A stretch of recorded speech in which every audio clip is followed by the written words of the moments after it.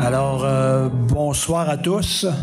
Bienvenue à cette séance publique d'information concernant les travaux d'assainissement des eaux usées du village de l'Anse-Saint-Jean. On est très heureux que les travaux puissent débuter en 2022 avec tous les petites embûches et tous les petits problèmes qu'on a rencontrés en cours de route, que ce soit retourner en appel d'offres pour la surveillance des travaux, etc., etc. Les travaux devaient se faire, on se rappelle, je crois, en 2021. Ça a été retardé pour une bonne raison, je crois, pour se greffer avec le MTQ pour justement faire des travaux une fois dans la municipalité, refaire la rue principale là, de l'église au coin des routes. Donc, c'est une des raisons pour laquelle les travaux ont été quand même retardés. Donc, on est très content que les travaux puissent débuter en 2022. Et naturellement, on voulait justement profiter de l'occasion pour donner de l'information sur le déroulement des travaux. On s'entend que pour ce qui est de 2023, c'est sûr qu'on est tôt dans le processus pour vous parler du calendrier de 2023. On va se concentrer sur 2022 et peut-être au printemps prochain, avant le début des travaux, on a parlé tout à l'heure, peut-être qu'on referait une séance publique pour donner encore là de l'information à tout le monde là, sur la poursuite des travaux. Donc, il va y avoir une présentation qui va être faite par, je vais vous présenter les gens, M. Claude Poitras, qui est surveillant de chantier, qui travaille pour la firme SNC-Lavalin. Et notre entrepreneur, M. Jean-Pierre Arton, de Action Projects, qui est notre entrepreneur qui a été retenu pour faire les travaux. Donc, je vais leur passer la parole, ils vont faire leur présentation, et après ça, on aura une période de questions, si les gens ont des questions concernant le projet. C'est sûr, si vous avez des questions particulières qui vous concernent, à ce moment-là, on va vous demander de communiquer avec la municipalité parce que on ne pourra pas débattre puis de régler les questionnements de chaque citoyen ce soir. Donc, le but, c'est de vous donner une idée générale des travaux qui sont d'ailleurs déjà commencés. Et à ce moment-là, la période de questions ça servira pour vos questions sur le projet en tant que tel. Donc, je pense que c'est M. Poitras qui va commencer. Donc, je vais passer la parole à M. Claude Poitras. Écoutez, d'entrée de jeu, la rencontre de ce soir se veut plus de l'information générale. Calendrier, on va rester prudent là-dessus parce qu'on est très garant des températures en fonction des méthodes de travail. Mais c'est plus pour que vous compreniez qu'est-ce qui va se passer, puis c'est quoi le processus, c'est quoi qui va faciliter votre compréhension, puis sécuriser qu'est-ce qui va se passer en avant de chez vous. Nous autres, ce qu'on veut surtout vous informer, c'est pas quand ça va se faire, mais comment ça va se faire. On va commencer par une chose, puis je vais probablement le répéter 2-3 fois dans mon intervention. Sur le chantier, vous vous adressez au chapeau blanc. Parce que si vous vous adressez à l'opérateur de pelle, à l'opérateur de l'odeur, vous pouvez avoir n'importe quelle réponse. Puis c'est pas compliqué, les chapeaux blancs sur le chantier, là. Puis regardez le chapeau blanc qui s'est écrit SNC-Lavalin, parce que ça va être principalement, il y a 2 chapeaux blancs sur le chantier, puis peut-être un 3e ou 4e qui est plus le laboratoire, mais adressez-vous au chapeau blanc. Puis si vous avez des interrogations qui sont moins urgentes, qui sont plus... tout va être canalisé vers la municipalité. Nous autres, on va répondre à des situations d'urgence ou à des interrogations d'urgence ou banales. Souvent, ce n'est pas des grosses interrogations. Le processus, c'est que, si on revient un peu à ce qu'on va faire cette année, on va faire principalement des secteurs où il y a une seule conduite. Vous avez vu, il y a des interventions qui ont commencé là, près de Gagné Excavation. Vous avez vu qu'on n'a pas fait on a de la circulation en alternance, mais il n'y a pas de grosses interventions dans. On essaye d'en faire le plus possible comme ça. C'est pas garanti que ça va fonctionner. Mais si on fait le maximum comme ça, puis même si on ne faisait pas le maximum comme ça, dans cette partie-là où il y a une seule conduite, il n'y aura pas plus d'inconvénients qu'aujourd'hui. Ça va être de la circulation en alternance sur des courtes distances, puis on va se déplacer.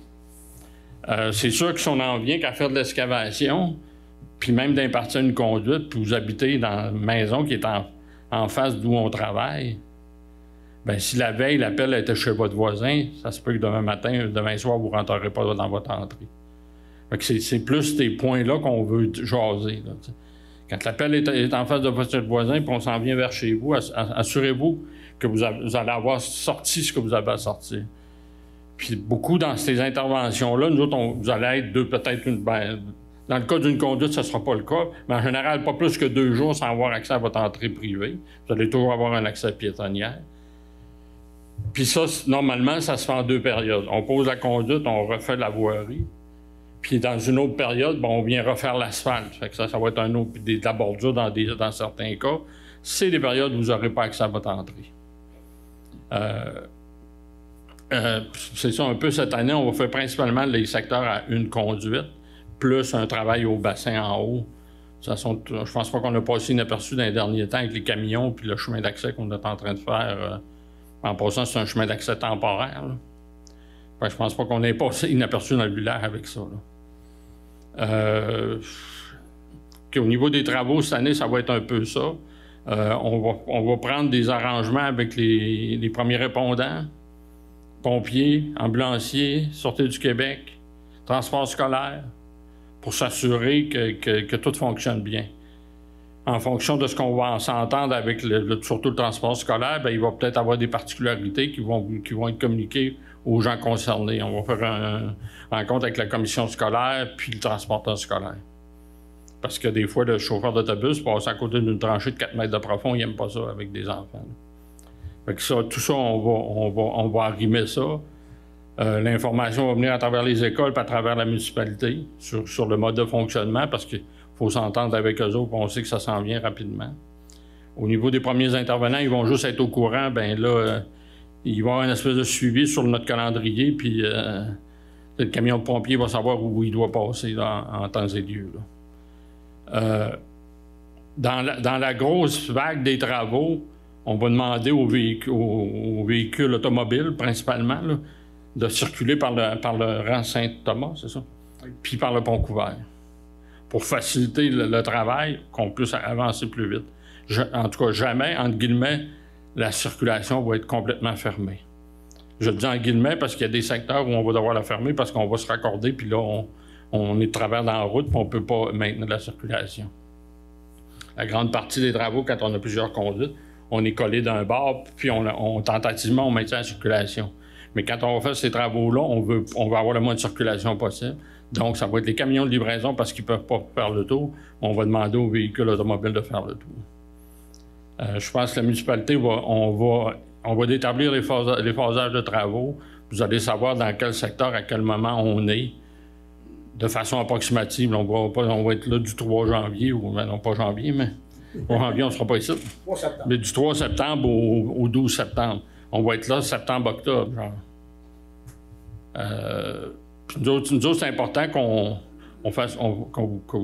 On est ici pour vous rassurer. Fait que gênez-vous pas à communiquer vos choses.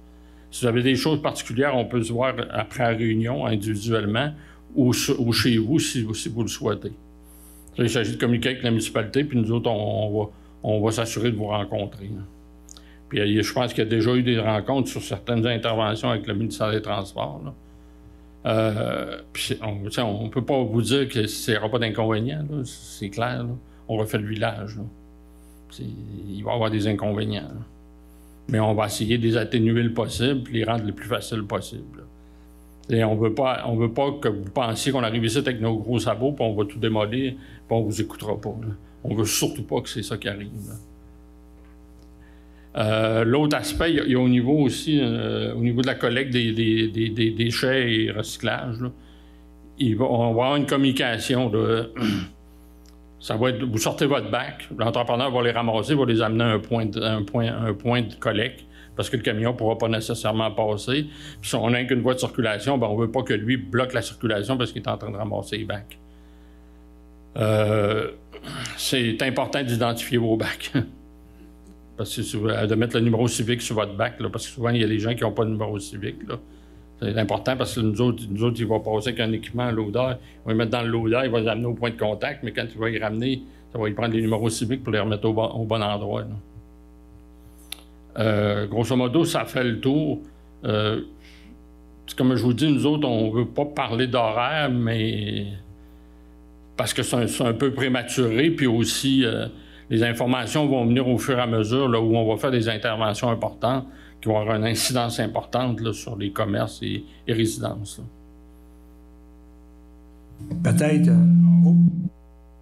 Peut-être M. Poitras a expliqué, là, c'est quoi ça veut dire une conduite, pour que les gens comprennent là, la différence entre une conduite et... Ben, là, ce qu'on fait actuellement, c'est qu'on construit un poste de pompage pratiquement à l'entrée du village, là, pas très loin de l'école. Puis là, on collecte les égouts de ce secteur-là, puis là, ils sont pompés dans une conduite jusqu'au site de traitement.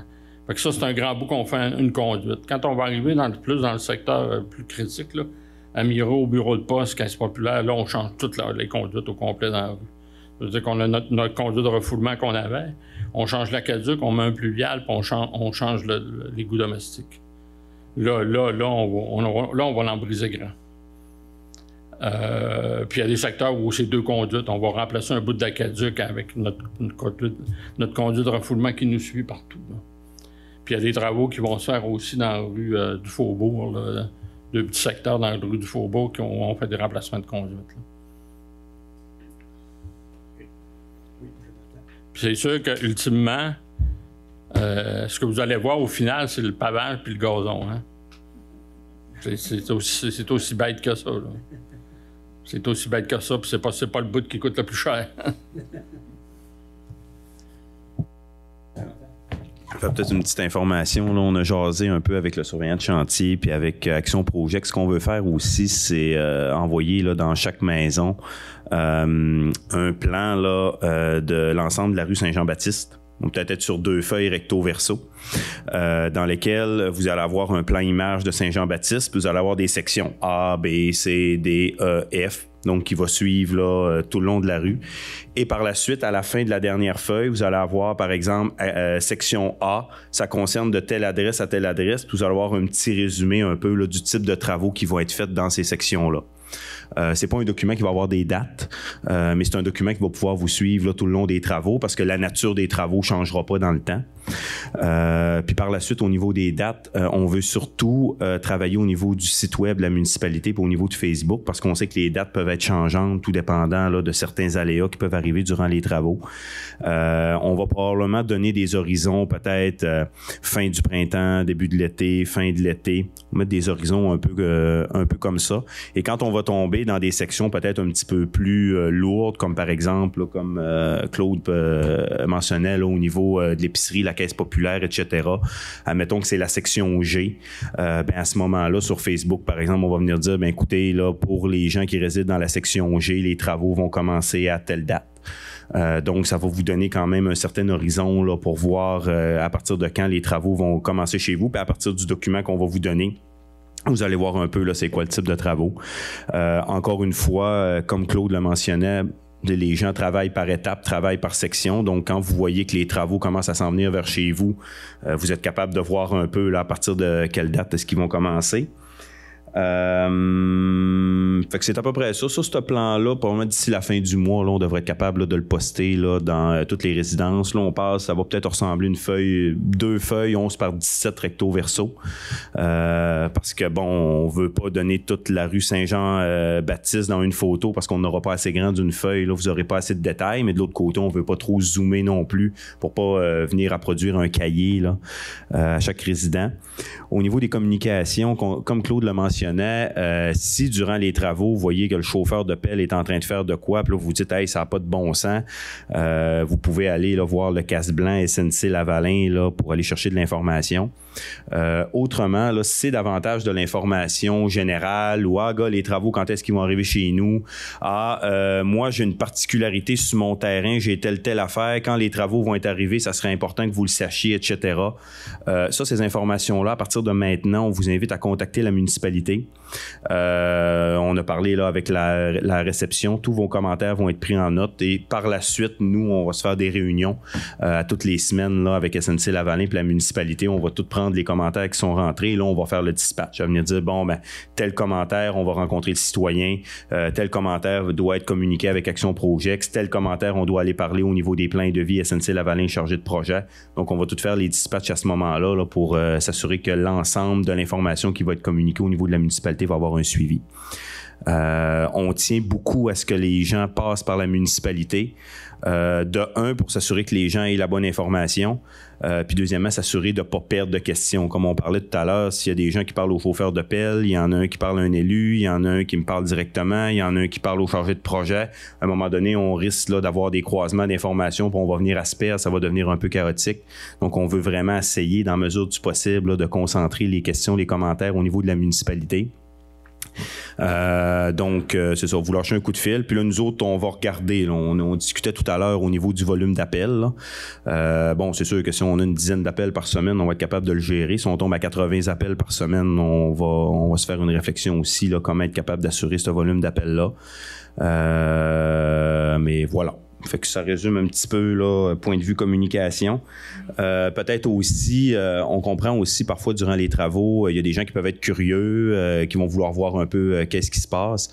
On vous demande quand même là, d'essayer de garder vos distances là, au niveau des travaux, là, de pas nécessairement marcher sur le bord de la tranchée ou d'aller faire du vélo là, sur les chantiers.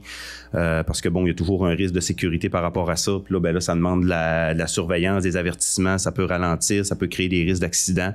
Donc, même si vous avez une certaine curiosité, essayez quand même de garder vos distances, là, puis vous assurer là, de ne pas là, avoir un impact là, au niveau des travaux. Moi, ça faisait le tour un petit peu des points que j'avais à signifier. Merci, M. Desbiens. Juste au niveau de, tu sais, je disais le phasage des travaux, que vous ne pourrez pas rentrer dans votre entrée. Juste attention que si vous avez une roulotte à sortir, un bateau à sortir, parce que vous planifiez partir en vacances dans une semaine, puis que là, il approche de chez vous, ça serait peut-être sage de le sortir. Là. Parce que quand on va être en avant de chez vous, ça va être fini, là, ça va être impossible là, de le sortir. Et un autre aspect, si vous planifiez des travaux chez vous, d'excavation, puis qui sont en avant de la maison, je vais vous donner un exemple. Il y a des endroits où on va refaire les services jusqu'à la ligne de propriété. Là, il y a des gens qui disent « Ah, ben moi, je vais le faire jusque chez nous. » On vous demande de le faire pas en même temps qu'on est là, pour des questions légales, des questions de santé et sécurité au travail.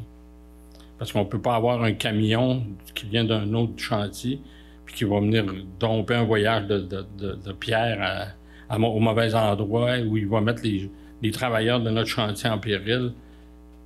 Puis l'entrepreneur général a une responsabilité légale face à ça. Fait que si vous planifiez des travaux chez vous, assurez-vous que ça va cadrer avec ça cadrera pas avec nos dates de travaux, ou qu'on va que vous allez les planifier en fonction de ce que nous, on va faire. Là. Ça, c'est un aspect important parce que puis aussi, vous pouvez avoir planifié des travaux puis il n'y aura carrément pas accès, là, votre entrepreneur. Là, ça pourrait vous occasionner des frais. Là. Que ce soit à peu près des travaux de n'importe quel genre. Là. C'est une livraison de bardeaux d'asphalte en plein milieu de notre chantier. C'est sûr que ça ne marchera pas. Là. Parce que au niveau légal, lui, il est responsable du chantier. La rue y appartient. Là. À partir du moment où il m'appelle dans la rue y appartient. Là. Fait que c'est comme très important si vous avez des travaux de planifier, là, de bien les planifier.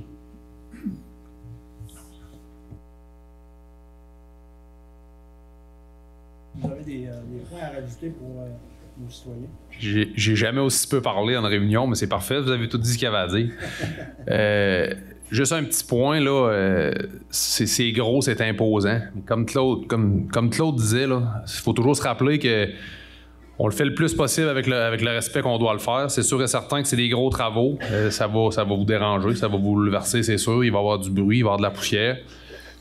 Gardez en tête qu'on va tout faire pour le limiter, c'est sûr et certain. Mais malheureusement, la phrase est plate. Là, vous avez dû l'entendre des centaines de fois, mais on fait pas d'omelette sans casser des œufs, malheureusement. Ce qu'on peut faire, nous, pour atténuer ça, là, oui, les questions, les trucs de ce genre-là, on redirige vers la municipalité. Mais le petit quotidien, là, gênez-vous pas, là, que ça soit moi ou n'importe quel de mes gars, là, une petite tape sur l'épaule, j'ai de l'épicerie à rentrer, j'ai un divan à sortir, quoi que ce soit. Gênez-vous pas pour nous interpeller. Là-dessus, on est habitué. Des jobs comme ici, on en fait à l'année longue. Je sais que pour vous, c'est quelque chose de gros parce que ça arrive une fois dans une vie, mais nous, on est habitués avec ça. Fait que gênez-vous pas. Vous avez n'importe quelle demande, n'importe quel besoin, là, gênez-vous pas. Accrochez-nous par le bras, puis ça va nous faire plaisir de vous donner un coup de main.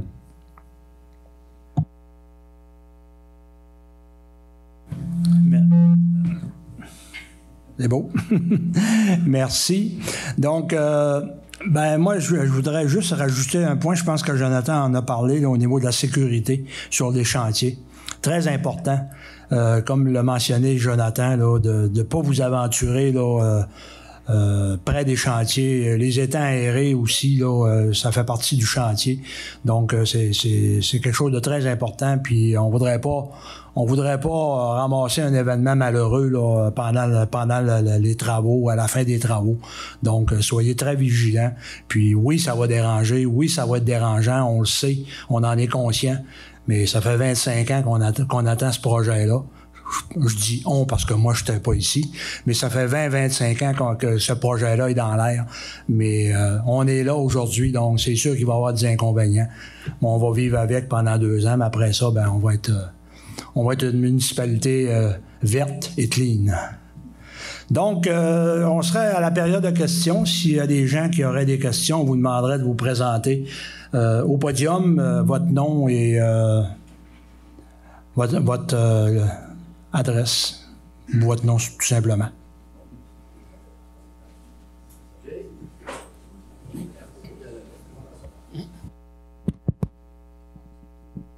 Oui. Harold Boudreau. Moi, je reste au 322 Saint-Jean-Baptiste.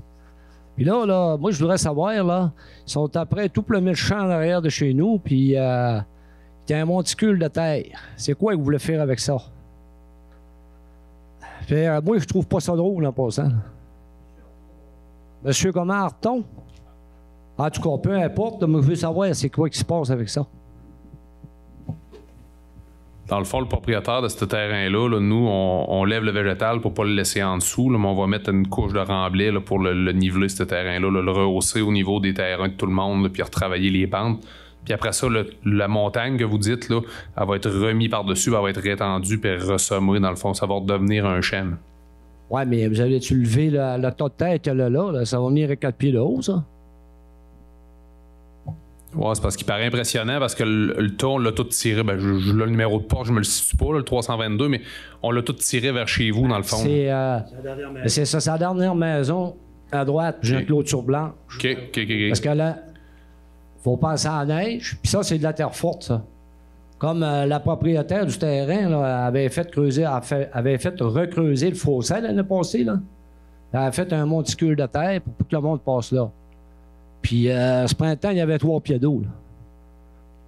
Fait que l'eau, si ça continue, l'eau va entrer dans mon sous-sol. Là. Ça n'a peut-être pas de rapport avec l'assainissement des eaux, mais... Puis monsieur le maire, en passant, vous êtes assez dur à rejoindre. Là. On vous fait des messages, puis vous ne retournez pas vos appels. J'ai plusieurs dossiers à parler avec vous. Ça ne concerne pas l'assainissement des eaux, là, mais en tout cas... C'est ça. Fait que, on va vous avoir à l'œil pour le champ. 3222, mon poste téléphonique, M. Boudreau.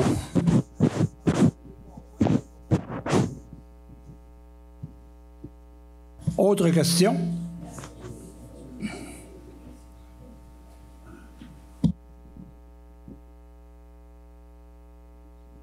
Marie-Francine, bienvenue. Je ne demeure pas dans la zone qui est touchée. Mais je suis curieuse de savoir, ça commence dans le bout de l'école, puis ça finit où les travaux? Ça va-tu jusque... Ça commence? C'est à cause de lui. Mais ça commence au coin des routes, ça finit à l'église et un petit peu plus jusqu'au camping. Le camping. Total tout, ça? Oui, total, au total. Polyvalente au camping.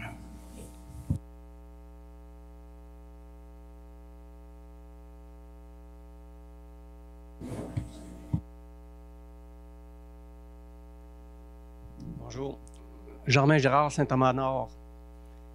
On vient d'étendre la Belle Gravelle, incluant la poussière. Il y a gros de circulation qui va se faire par Saint-Thomas. Est-ce que sur cette gravelle, il va y avoir de l'asphalte? Est-ce que ça va être du sel fin ou du gros sel que vous allez mettre? Parce que ces temps-ci, vous mettez du sel fin, on le ménage. Et il y a beaucoup de poussière dans Saint-Thomas-Nord. Oui, c'est sûr qu'avec la circulation qui va augmenter dans le secteur, je crois que l'épandage de la bas-poussière, c'est le mot que je cherchais, là, l'épandage de la bas-poussière va falloir être plus vigilant là, pour s'assurer, avec la circulation qu'il va avoir, de ne pas trop avoir de poussière. Ça, c'est sûr et certain. Ça serait-il possible de mettre à 50 km/h et non 70? Un 10 roues qui s'en vient à 70 km/h, là, à essayer de... En plus, c'est la piste cyclable. Il y a beaucoup de touristes qui marchent, qui circulent en bicycle. Donc, 50 km/h, ça devrait être le maximum. Très bonne suggestion, on en prend note. Effectivement, je pense que ça serait quelque chose de gagnant avec la circulation qu'il va avoir, de ralentir la circulation. Et pour toujours.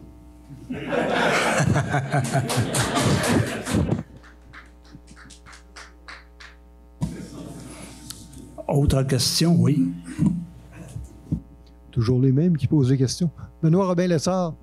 Moi, je suis on demeure face à la sortie de la carrière de Pierre d'Éric Côté. Évidemment, il va y avoir des camions qui vont circuler à cause des travaux énormément. Et à chaque fois qu'il y a un camion qui passe là, il y a un nuage de poussière qui lève. Donc, ce n'est pas sur le chantier, ce n'est pas sur la rue Saint-Thomas, mais c'est quand même dû aux travaux qu'il va y avoir sur la rue Saint-Jean-Baptiste. Il faudrait vraiment qu'il y ait de la bas-poussière. Ça en est même dangereux pour la circulation.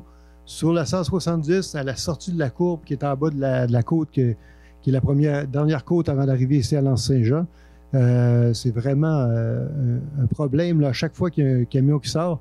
Il y a eu des travaux l'année passée. Je comptais, j'étais dehors, puis je comptais les secondes entre les camions qui rentraient et sortaient de la carrière. C'était 15 secondes. Alors, à toutes les 15 secondes, on avait un nuage de poussière épouvantable qui envahissait la route, qui envahissait notre terrain. Pas moyen de tendre du linge dehors. C'est vraiment quelque chose d'incroyable. Puis il y a aussi la carrière de sable que je remarque depuis le début de l'été, qui s'est jamais ramassé. Ce qui reste pris en dessous des roues du camion, ça se ramasse sur la 170.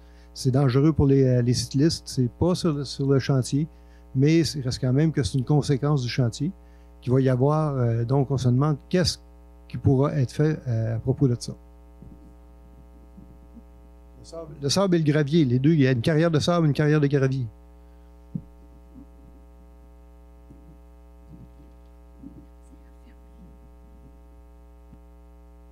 Écoute, on en prend bonne note, puis on va vérifier effectivement. Je pense que c'est peut-être un point là, qui n'a pas été traité. Là. On va regarder voir la sortie de la carrière, là, effectivement. Là. OK, j'ai une autre question. On a demandé aux cyclistes en particulier d'éviter les secteurs de travaux. Sur mon T-shirt, c'est écrit « Club de vélo utilitaire Saguenay ». Je me sers régulièrement de mon vélo pour aller à l'épicerie. Et puis, non, sérieusement, si tout le monde faisait ça, il y aurait pas mal moins de trafic sur le bord des chantiers. Tu sais, dans le fond, si on enlève des voitures, c'est des voitures qui sont dangereuses, c'est pas les vélos, là. Tu sais, on s'entend. J'en ai deux voitures quand même, je suis pas contre l'auto, là, mais c'est bien pratique. Mais sauf que si le chantier est bien tenu, j'imagine que ça doit passer en vélo aussi, là, mais c'est sûr que c'est pas faire du bicycle pour faire du bicycle, là. C'est pour aller en quelque part. Puis il y a des gens aussi qui ont seulement une voiture, puis il y a quelqu'un qui part avec la voiture pour aller travailler peut-être en ville, à Saguenay ou à la baie, et puis qui laisse l'autre personne avec un vélo pour faire sa journée, là. Alors, il faut penser à ça aussi. Effectivement, je pense pas que les vélos vont être interdits de circuler là, sur la rue Saint-Jean-Baptiste pendant les travaux. C'est une très bonne suggestion. S'il y en a qui ont des vélos, ça fait longtemps que vous ne l'avez pas sorti, c'est le temps de le sortir. Et puis, effectivement, ça peut diminuer le trafic, là, mais on faut demeurer quand même prudent là, quand on circule à vélo, là, surtout s'il y a de la machinerie. Il faut s'assurer d'être vu. Et, surtout dans le rang Saint-Thomas, parce que les gros camions, quand même, roulent à 70 km/h. On va baisser ça à 50. Juste un petit commentaire. S'il y a des camions dans le rang Saint-Thomas, ils viennent pas de notre chantier. Parce que nous autres, on n'a pas d'affaire à aller là. On n'a pas d'affaire à circuler là. Puis les camions, ils peuvent pas traverser le pont de bois, le pont couvert. Ça fait qu'il y a pas, les camions qui passent là, c'est pas une augmentation de camions de notre chantier. L'autre aspect, au niveau des vélos, faut juste comprendre que quand on va faire la zone plus importante du chantier, le danger pour les vélos, c'est que la route, elle sera pas très belle. Puis de deux, ça va être uniquement les camions lourds qui vont passer là. Fait que là, si vous souhaitez passer là en vélo, moi, je le ferai pas. C'est juste ça qu'on vous dit. À partir de là, ben, on vous empêchera pas de passer, mais c'est circulation locale seulement, puis camions seulement. Fait que là, si le gars veut côtoyer des camions en vélo dans une route très peu carrossable, ça sera pas sur l'asphalte, là, oubliez pas ça, là. Quand on va être en circulation en alternance, là, ça va être un chantier. Ça va ressembler au chemin d'accès du... Puis, tu sais, on n'ira pas prendre personne par le collet de pas passer là, mais on vous le déconseille. C'est une question de sécurité. C'est juste une question de sécurité. Parce que là, c'est uniquement les camions lourds qui vont passer là. Puis la circulation très locale. Merci de la précision.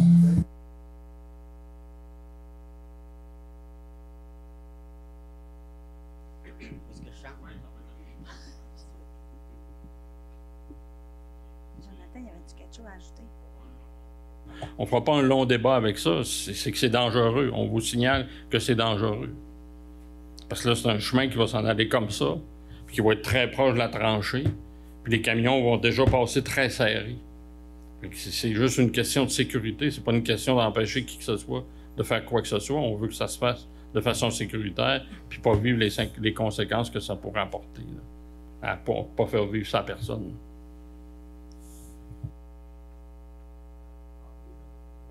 J'ai un petit commentaire au niveau du poste qu'il y a eu au niveau de la municipalité. C'était pas une demande là, de venir enlever les vélos là, au niveau de Saint-Jean-Baptiste. C'était vraiment un rappel au niveau de la sécurité parce qu'on avait eu certaines... on a fait des constatations aussi. Parfois, il y a des gens qui sont plusieurs à vélo. Des fois, ils en prennent très large dans la route. On va même des fois là, jusqu'au niveau du milieu de la route. Des fois, ils ont des enfants. Puis parfois, on a une inquiétude au niveau de la sécurité. Donc, c'était simplement un rappel de faire attention lorsque les gens circulent au niveau de Saint-Jean-Baptiste, d'essayer quand même là, de rester au niveau de bordure de la route là, pour éviter les risques d'accident. Un autre petit commentaire, on a aussi rencontré des vélos dans le chemin d'accès, ou alors que c'est uniquement des camions qui circulent là, puis c'est extrêmement dangereux. Mais, on a rencontré des 4 roues, puis des côte à côte, puis on veut pas qu'il arrive rien à personne. C'est parce que c'est même pas ça, là. Je vous parle du chemin d'accès du chantier. C'est dans le chemin d'accès du chantier, c'est une circulation interdite. C'est eux autres qui sont responsables, ils sont chez eux. S'il arrive un accident, c'est eux qui sont responsables. C'est ça qu'il faut comprendre. Puis on veut juste pas qu'il arrive de quoi que ce soit de déplorable.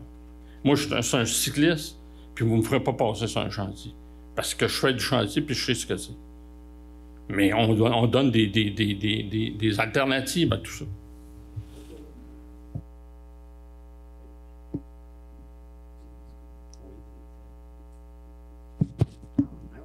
Je n'entre pas, là. Bonjour, mon nom est François Boudreau, je demeure dans le domaine Riviera.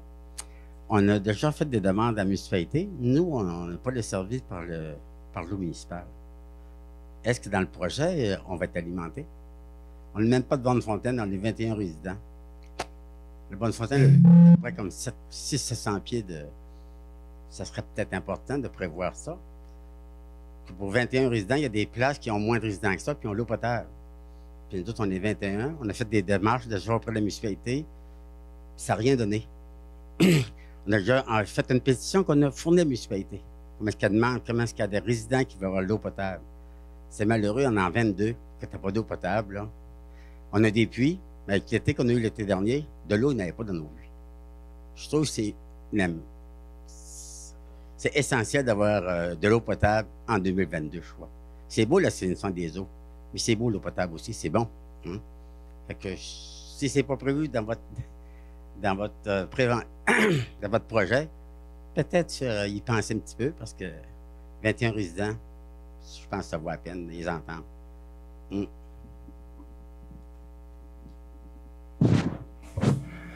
Effectivement, c'est pas prévu dans le projet au niveau de l'aqueduc, parce que, comme vous l'avez dit, c'est un projet d'assainissement des eaux. Et si on commence à déborder de ce projet-là, ben on finira plus. On va ramasser un petit peu de tout le long du chantier. Puis je pense pas que l'entrepreneur, là, c'est pas son mandat. Éventuellement, peut-être que oui, il y aura des suites après ce projet-là. Mais pour l'instant, on va se concentrer sur l'assainissement des eaux. Bonjour. Gervais Boudreau, je reste à 221 Saint-Jean-Baptiste, pas loin de l'épicerie chez Amiro. L'autre bord du chemin de chez nous, à partir du garage, l'ancien garage à Mathieu, aller presque chez la maison des aînés, il y a une calvette l'autre bord du chemin. Est-ce qu'elle va disparaître, cette calvette-là? Une calvette, je pense, c'est à 24 pouces. Oui, ben dans ce secteur-là, on refait le réseau pluvial du ministère. La calvette, elle va disparaître? Nécessairement, parce qu'elle ne servira plus. Okay. Ouais, si elle disparaît, elle va être désaffectée, à tout le moins. Là.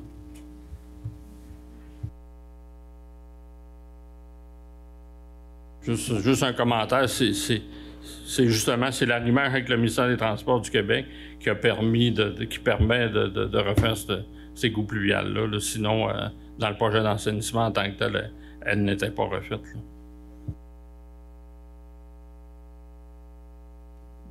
Bonjour, Philippe Mac, 244 Saint-Jean-Baptiste. Il y a aussi un ruisseau qui passe à côté de chez moi et puis qui descend le long de la route. Vous allez en faire quoi de ce ruisseau? Il est enterré sur la route. En face de la caisse populaire, en fait.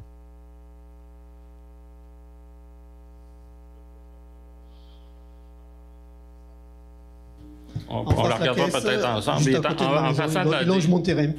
Mais en façade des maisons? Il longe mon terrain et après il est enterré, il longe la route après, si j'ai bien. Ah, OK. Ben là, ça, c'est un ruisseau, ça. Ça va rester tel quel. Là. OK. Puis autre chose, moi j'ai entendu parler pas mal des poids lourds sur Laurent-Saint-Thomas. Je me demande si on ne devrait pas avoir la sûreté aussi pour la Saint-Jean-Baptiste, parce que je suis pas sûr que c'est du 50 que je vois tout le temps. Je suis pas spécialiste des camions, mais je sais pas s'ils sont payés au voyage, mais je trouve qu'ils vont vite. Ben, premièrement, ils sont pas payés au voyage. Deuxièmement, on les sensibilise à ça. Honnêtement, moi j'en ai suivi quelques-uns. Il y en a quelques-uns qui roulaient un peu vite, mais la majorité roulait quand même pas très vite. Surtout au retour, je dirais. Faut juste comprendre qu'ils sont impressionnants. Hein. Parce que quand on les croise sur le dessus d'une butte, là, ou monsieur à vélo, c'est impressionnant, c'est fatigant. Puis là, c'est sûr qu'on intensifie la circulation.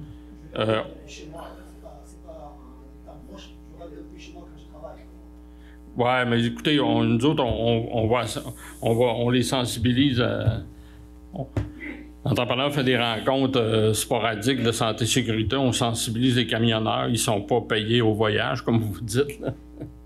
Ils sont à l'heure, fait qu'il n'y a pas de raison qu'ils roulent trop vite. Là. C'est pas ce qu'on souhaite. L'entrepreneur peut souhaiter ça, là, mais on ne souhaite pas ça. Là.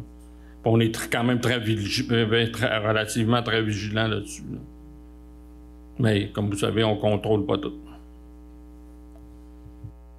Je voudrais juste rajouter là, qu'on avait adressé le point là, à l'entrepreneur avant le début des chantiers, lors des réunions de chantier. Puis pour justement sensibiliser à respecter le 40 dans la section 40 et le 50. Vous savez, à L'Anse-Saint-Jean, même si c'est marqué 50, on sait qu'il y en a qui roulent à 60 pas à 70. Moi, je reste dans le secteur à 40, puis il y en a qui roulent à 40, 42, 43, mais il y en a qui roulent à 62, 63. On ne mettra pas une police à tous les coins de rue. Ce qu'on demande aux gens, c'est de respecter les limites de vitesse et on a fait déjà la demande à l'entrepreneur pour sensibiliser les conducteurs là, à respecter les limites de vitesse. C'est sûr qu'on peut en échapper, mais on fait la sensibilisation, puis je pense qu'ils ont compris le message ce soir. Ils vont continuer, je crois, à faire la sensibilisation auprès des camionneurs. C'est important. Puis nous autres, à travers ça, on se promène beaucoup sur le chantier. Puis, comme je vous dis, moi, souvent, je vais suivre un camion pour m'assurer, voir à quelle vitesse il roule, là. Puis essayer d'avoir un suivi, mais à la quantité de camions qu'il y a, ça devient difficile, mais c'est clair qu'on les sensibilise à ça, là.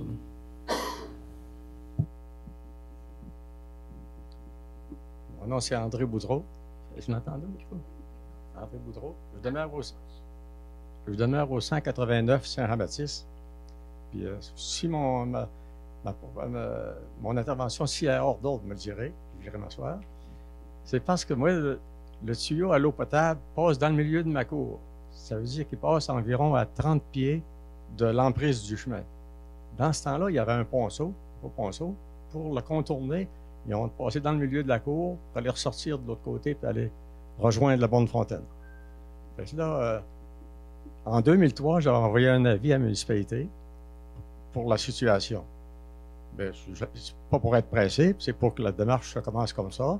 J'ai dit un jour, faites-le pas demain, mais c'est un jour, dans l'avenir, c'est de faire le correctif.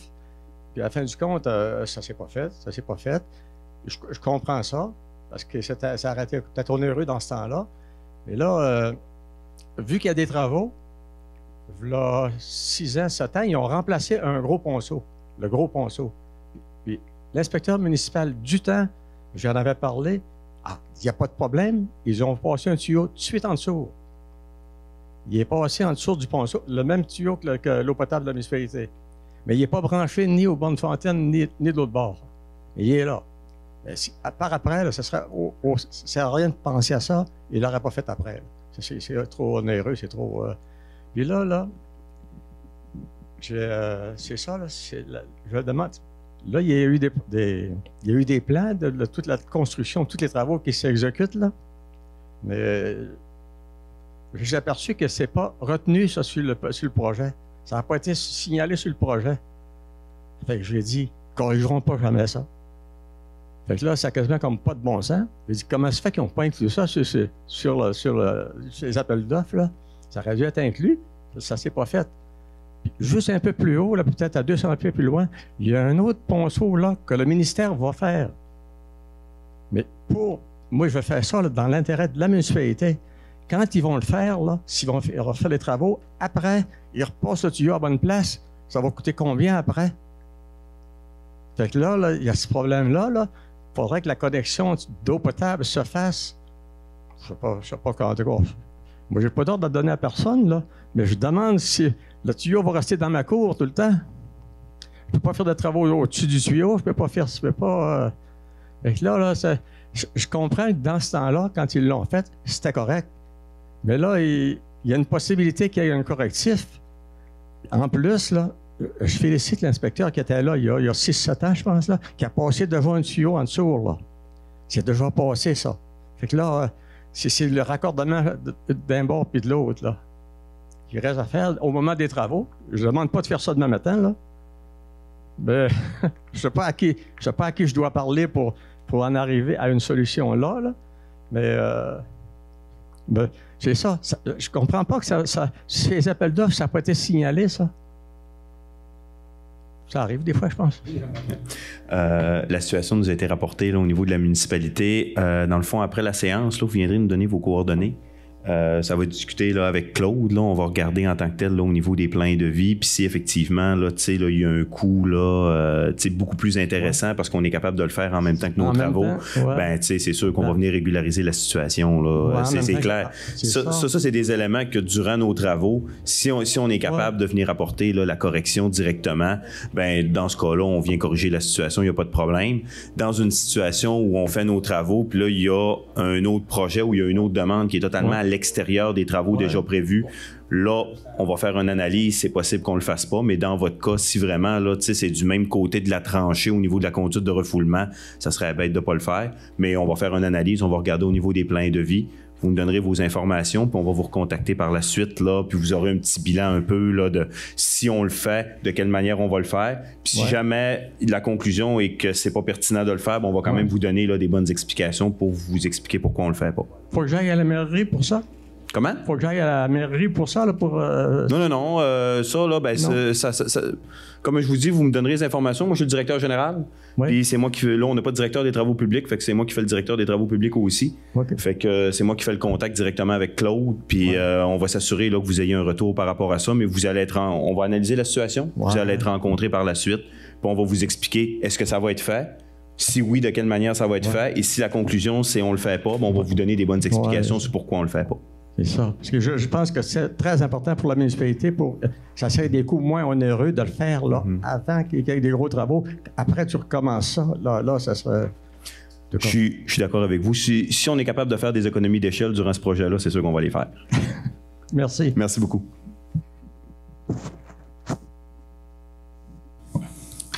Autre question? Bien, on vous remercie beaucoup de votre participation et comme on l'a dit tout à l'heure, n'hésitez pas là, à communiquer avec la municipalité pour toute question ou quoi que ce soit ou tout problème. On va être à l'écoute là, de nos citoyens. Oui, une dernière chose? Je ferais peut-être du pouce un peu là, sur l'intervention que M. Boudreau a fait tout à l'heure. Je ferai du pouce un peu sur l'intervention de M. Boudreau. Ça peut arriver d'un fois aussi, tu sais, que dans le village, il y a des gens que ça fait longtemps qui habitent dans le village. Vous pouvez connaître, par exemple, certaines situations qui ont été faites, soit à proximité de votre résidence ou certaines connexions, un ponceau qui a été mis là, mais tu sais, ça n'a pas été fait dans un projet municipal, ça n'a pas été fait avec des plans de vie. Puis parfois, c'est de l'information que nous, quand on va donner là, au niveau des SNC-Lavalin, dans les plans de vie, ben qu'on n'a pas. De notre côté. C'est peut-être la situation avec M. Boudreau. Si l'inspecteur municipal est venu passer un tuyau puis que c'était pas dans un projet global, ben quand nous, on a donné les plans des rues, ben ce tuyau-là était peut-être pas là. Puis c'est peut-être, par exemple, pour cette raison-là que ça n'aura pas été considéré au niveau des plans. Donc, si vous avez des situations là, aux abords de votre résidence que vous connaissez, que des interventions qui ont été faites, mais vraiment juste pour faire une correction de votre côté, peu importe, puis que vous pensez que ça pourrait avoir un impact au niveau des travaux, n'hésitez pas à appeler. N'hésitez pas à nous signifier ces situations-là. Nous, on va regarder au niveau des SNC-Lavalin, on va regarder ce qu'ils sont dans les plans de vie, est-ce que ça peut causer ou pas un impact au niveau des travaux. Puis si on les prend en amont, c'est sûr que ça peut nous aider à non seulement prévoir les travaux, mais aussi limiter là, les extras là, qu'on pourrait avoir au niveau du projet.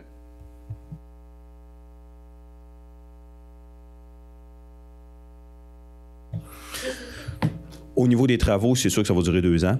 Là, on a commencé un petit peu dans le tard. Je pourrais peut-être donner la parole avec M. Harton par la suite. Mais c'est sûr que ça va durer 2 ans. Au début, on pensait, si on n'avait pas eu de retard au niveau du contrat de surveillant, puis on a eu la grève des ingénieurs aussi, là, qui nous a causé un certain tort dans l'analyse de nos dossiers pour les subventions. On avait espéré commencer au début juin.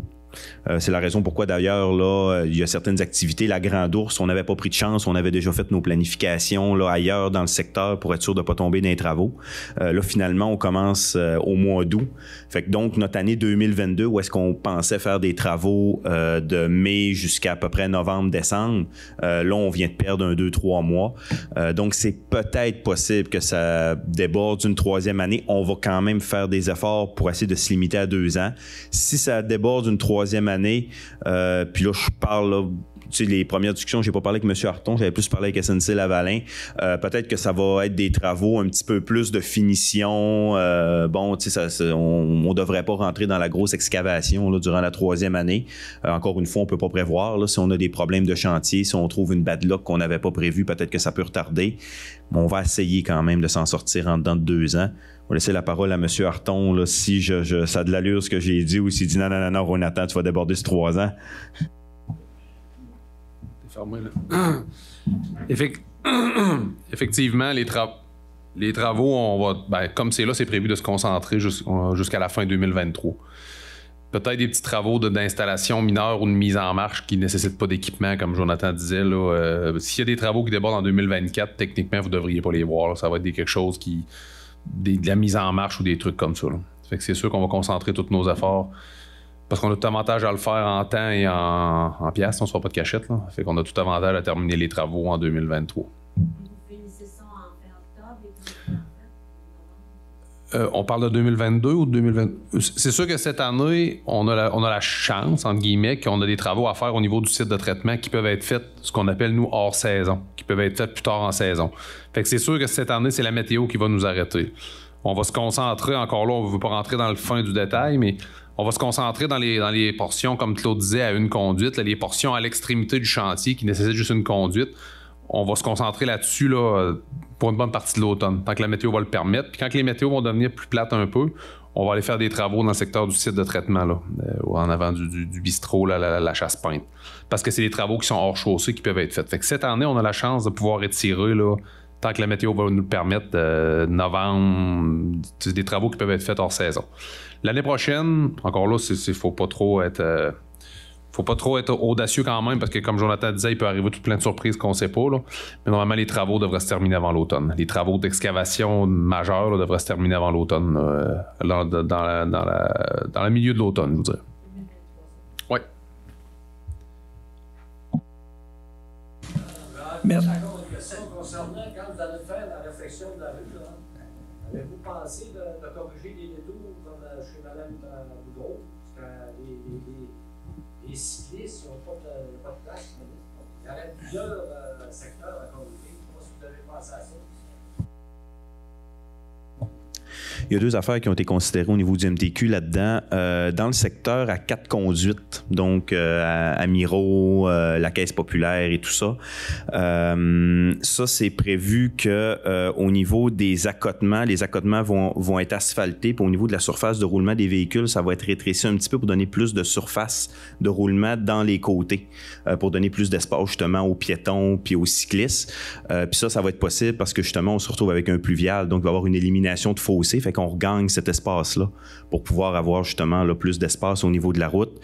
C'est sûr que par contre, quand on vient à sortir de cette section-là, puis là qu'on tombe dans le secteur une conduite, là, où est-ce que les gens sont en fosse septique, ben là, il n'y a pas de pluvial, fait qu'il faut quand même garder les fossés. Puis c'est sûr qu'à ce moment-là, ben, ça devient plus difficile là, de pouvoir faire là, un élargissement de la route. Au niveau des corrections de courbes, là, je ne veux pas rentrer dans les détails parce que je vais de mémoire, puis je ne suis pas un ingénieur, là, mais je sais que le MTQ m'a dit qu'il avait fait une ou deux corrections au niveau pour améliorer la visibilité, mais c'est sûr qu'en termes de refaire vraiment un angle de courbe, là, je ne crois pas que ça va être le cas. Peut-être laisser la parole à Claude ou à M. Harton, là, je ne sais pas si on est capable de répondre avec plus de détails. Si on s'embarquait dans des corrections de courbe, on serait pas en train de faire des travaux. Parce que là, ça implique de l'expropriation. Ça impliquerait potentiellement peut-être l'expropriation de maison, parce que si on met ça vraiment aux normes, vous seriez surpris là, des conséquences. Le ministère, je pense pas qu'il ait jamais envisagé de corriger les courbes pour cet aspect-là, parce que ça devient très onéreux. Là. Parce qu'on s'embarque dans l'acquisition et de la mise aux normes. Puis la mise aux normes, la route sera plus la même pantoute, là, fait qu'ils vont prendre beaucoup de place. Dans l'expropriation, on risque d'exproprier des maisons aussi. Puis, écoutez, juste aussi pour compléter, c'est que le ministère va juger de l'importance de la route. Eux autres, ils ont des routes nationales, des routes provinciales, des collectrices, des routes secondaires. Ça rentre beaucoup en ligne dans l'analyse qu'ils font. Là. Fait que je pense pas qu'il y avait l'intention de le faire. Là.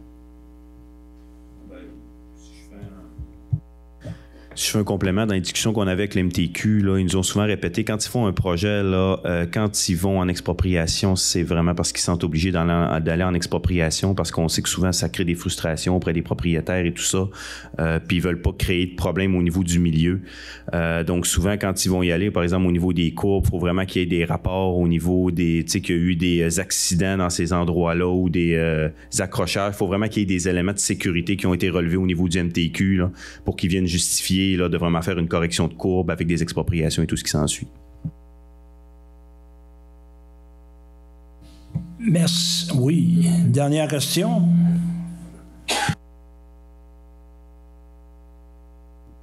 Éric Lunen, je ne reste pas dans le secteur en bas, je reste en haut. Mais c'est une question un peu plus générale. Est-ce qu'on peut avoir une idée comment on va gérer le réasphaltage?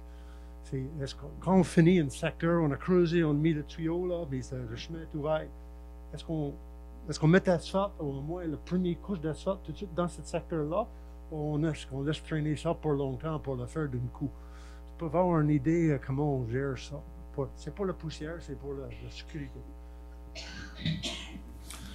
Non, votre question est très bonne. Vous avez tout à fait raison. Là. C'est sûr qu'à la minute que les secteurs vont être libérés, là, c'est sûr et certain qu'ils vont être pavés. Là. Quand même que c'est juste des petites largeurs. Peut-être, comme vous dites, juste la première couche, là, parce que des fois, surtout cet automne, les secteurs du ministère des Transports, là, les dates de pavage sont plus restrictives un peu, là, dans le fond, au niveau de la température, tout ça. Mais au moins, mettre la couche de base, c'est sûr que c'est ça le target. C'est sûr que à la minute que les secteurs vont se libérer, c'est de mettre la couche de pavage, effectivement.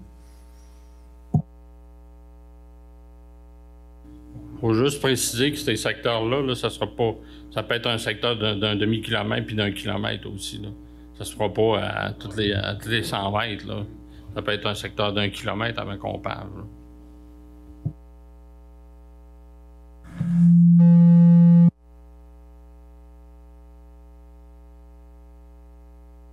Bon. Ben merci beaucoup à tous. Et puis, n'hésitez pas, si vous avez des questions, on le répète, communiquez avec la municipalité. On va prendre en note vos questions et commentaires. Merci beaucoup. Bonne soirée.